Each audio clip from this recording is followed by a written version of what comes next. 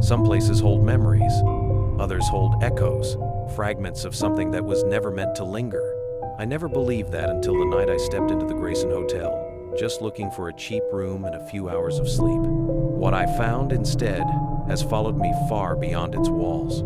I've kept quiet for months, hoping silence would make the memories fade. It didn't, and now the echoes are getting louder. Before I lose my nerve again, I need to tell this story. Not because I want to scare you, but because I wish someone had warned me. This is what happened in room 616.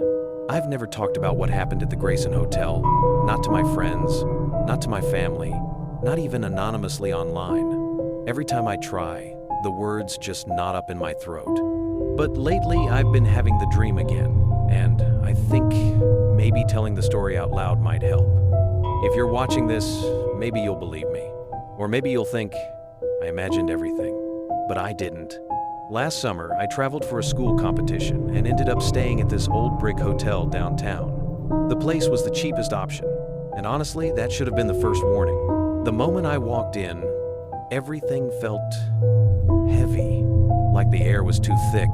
The lobby lights flickered even when the weather was perfect outside, and the front desk clerk kept glancing over my shoulder as if someone was standing behind me. There wasn't. At least I thought there wasn't. My room was on the 6th floor, room 616. When I stepped off the elevator, I noticed how silent everything was. Not peaceful silent, but wrong silent. Like the building was holding its breath. The carpet looked newer than the rest of the hallway, too bright and too red compared to the faded wallpaper. It reminded me of a long throat, stretching out into darkness. I swiped my key card and opened the door to my room. The first thing I noticed was the mirror. It ran from waist height all the way up to the ceiling, covering almost the entire wall opposite the bed. Way bigger than any hotel mirror needed to be. My reflection stared back at me, pale from the fluorescent lighting. Something about that mirror felt off. The surface wasn't just reflective. It looked deep, like I could fall into it. I shrugged it off. Long day, weird vibe, whatever.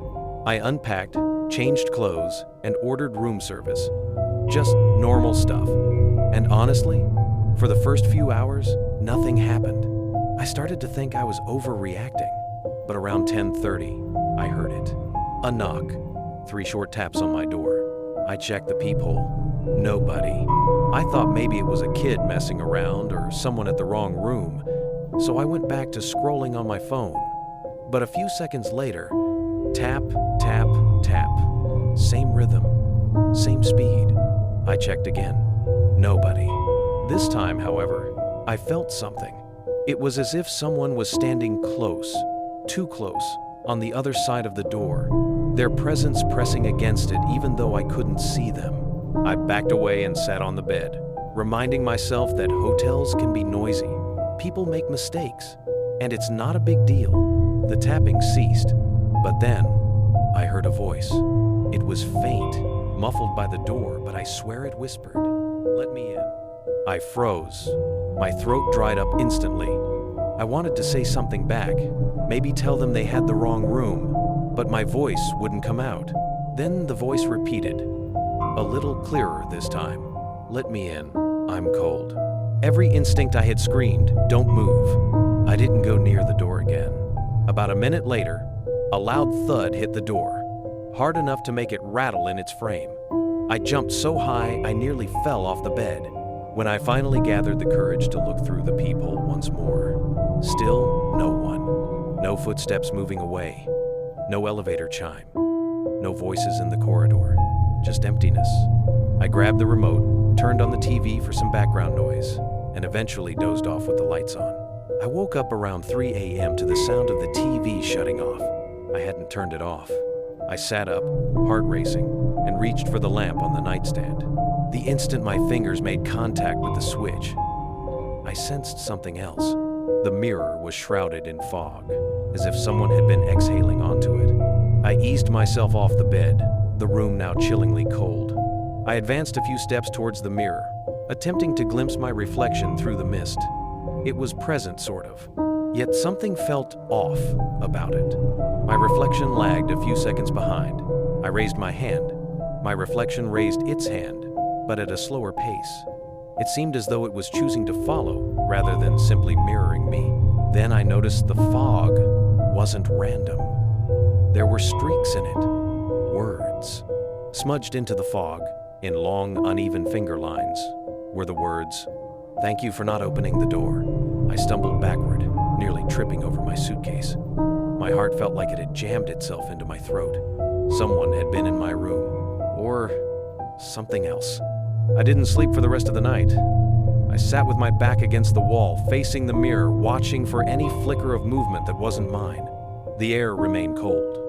The fog on the mirror never dissipated. As dawn broke, the mist finally began to clear. I thought perhaps everything had come to an end. But then, I saw something that sent a shiver down my spine. In the far corner of the mirror's reflection, where the room itself was vacant, I spotted a figure, low to the ground, hunched over, perfectly still. Yet when I glanced directly into that corner of the actual room, there was nothing there. Only the mirror caught sight of it. And then, slowly, the figure in the reflection started to rise. I didn't wait to see the rest.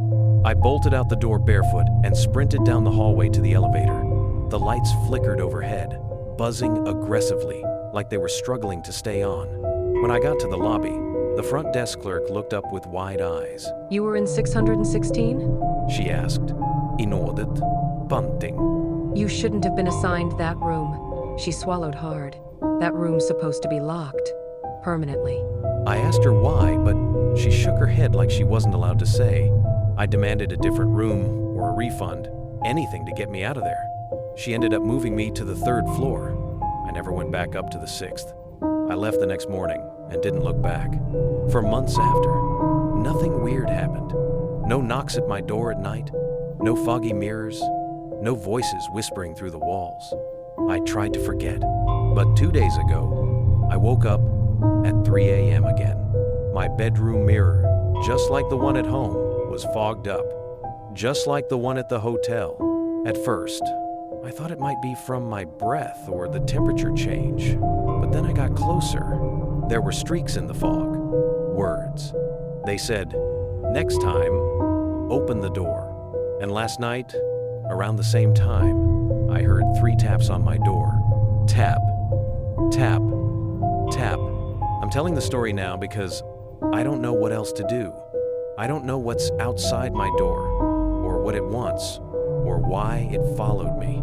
From room 616, I only know one thing for sure. I'm not opening the door. Not now. Not ever. And if you ever stay in a hotel and they give you room 616, ask for a different room. Before something tries to get in,